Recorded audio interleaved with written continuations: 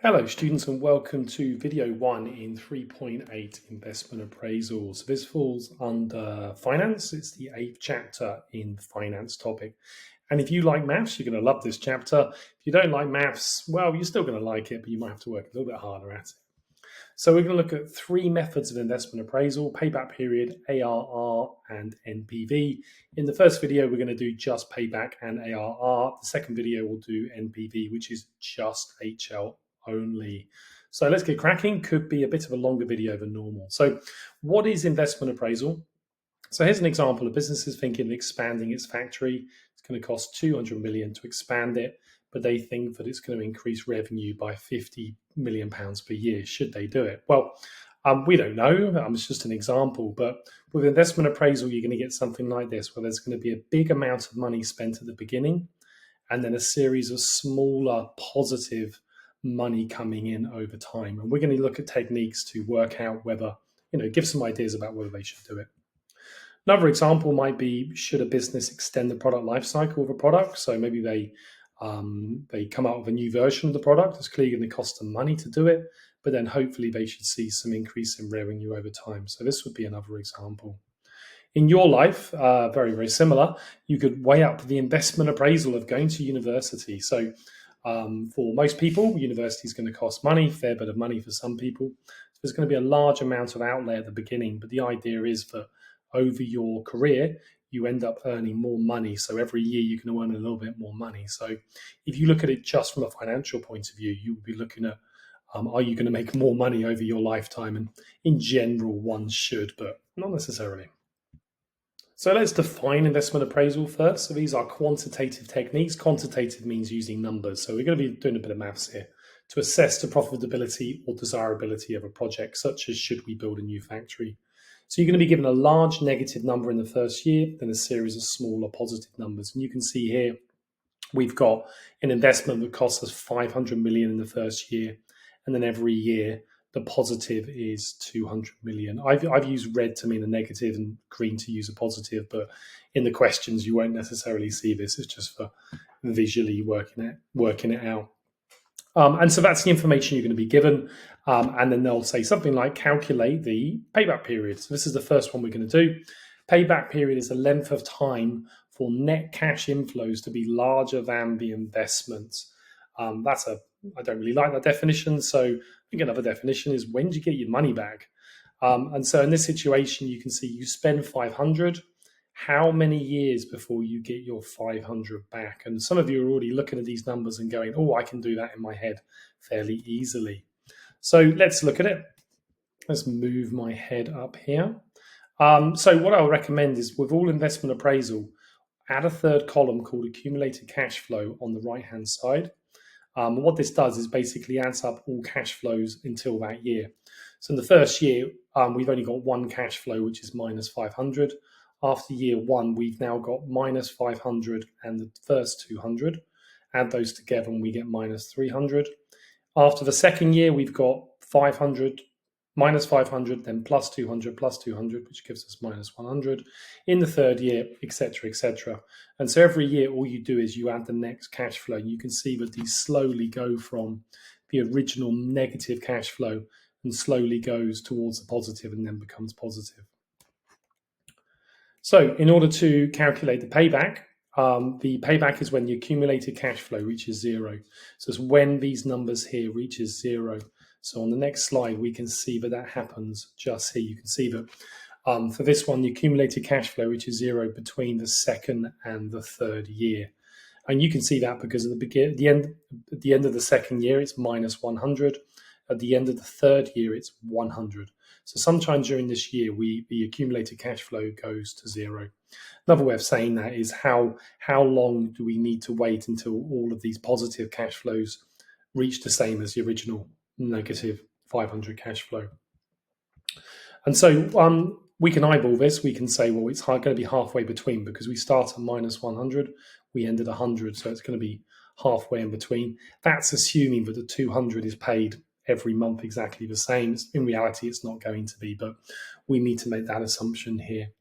So we want to give the answer in years and months. So we're going to get 2 years and 6 months, because half a year is 6 months. What about when it becomes a little bit more tricky? Because the question is likely to be a little bit more tricky than that. And the reality is most projects in real life are going to be a bit more tricky.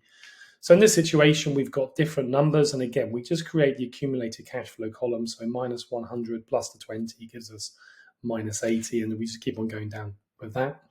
So in this situation, at the end of the third year, we've got minus 20. At the end of the fourth year, we've got 10. And so we go from minus 20 to 10 because we accumulate 30 over that year. So again, it's going to be somewhere between the third and the fourth year is going to be our payback. So it's going to be 3 years something. And you can probably eyeball this again. You can see that it's going to be closer to the end of the fourth year because we go from minus 20 to 10. So it's going to be nearer the end of that. So how can we calculate this? Well, what we do is we start the year at minus 20 and we need 20 to reach 0. And over the year, we make 30. So therefore, we can say that the payback is calculated as 20 over 30. So it's 2/3 of the way through the fourth year. And so the payback is 3 2/3 years, which is 3 years and 8 months.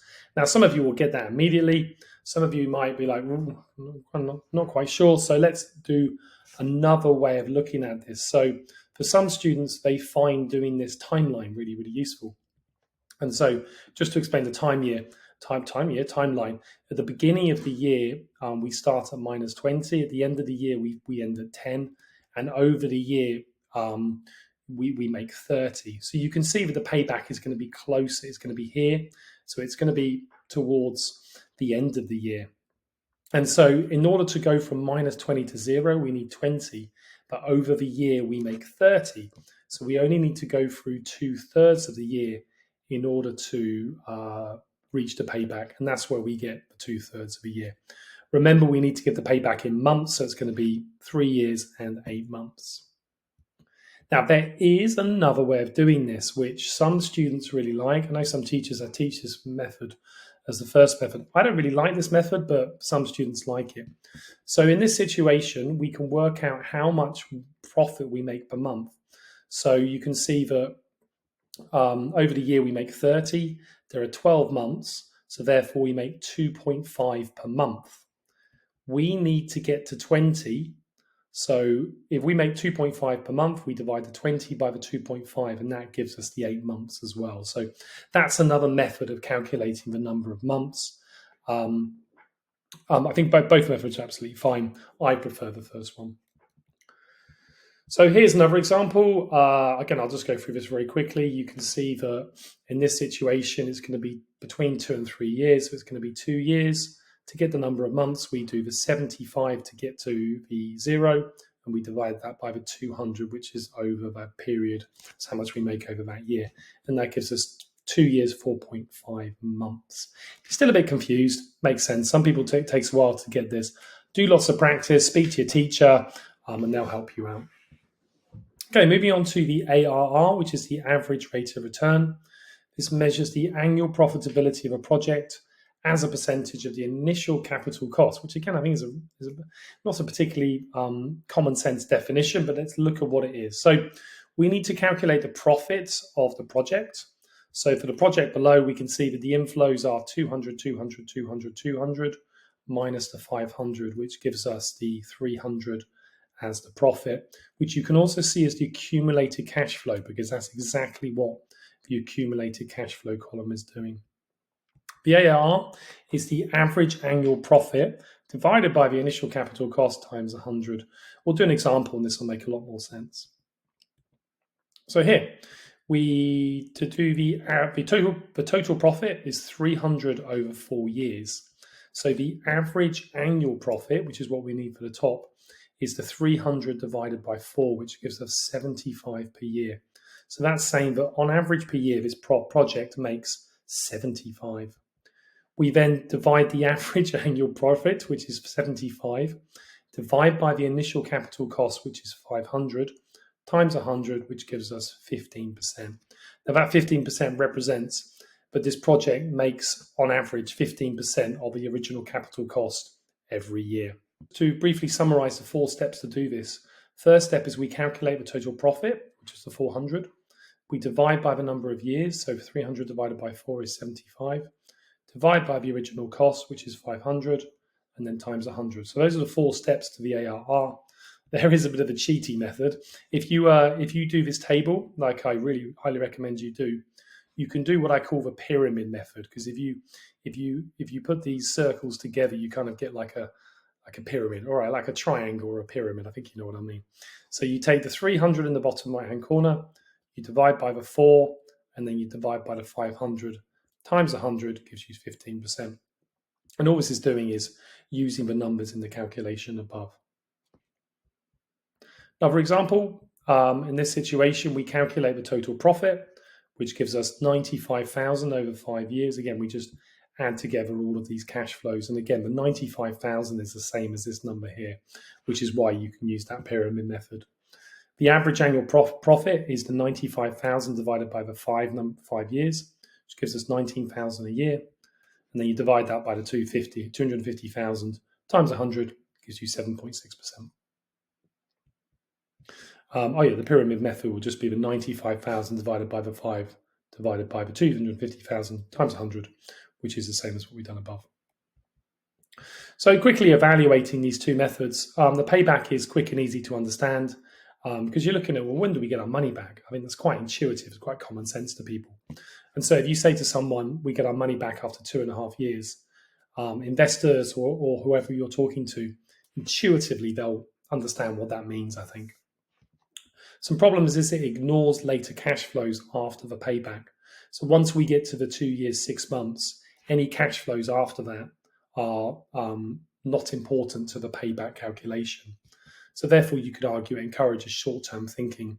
So you might prefer a project which gets your money back quicker, but overall it's actually more profitable because in later years, you get lots of big cash flows.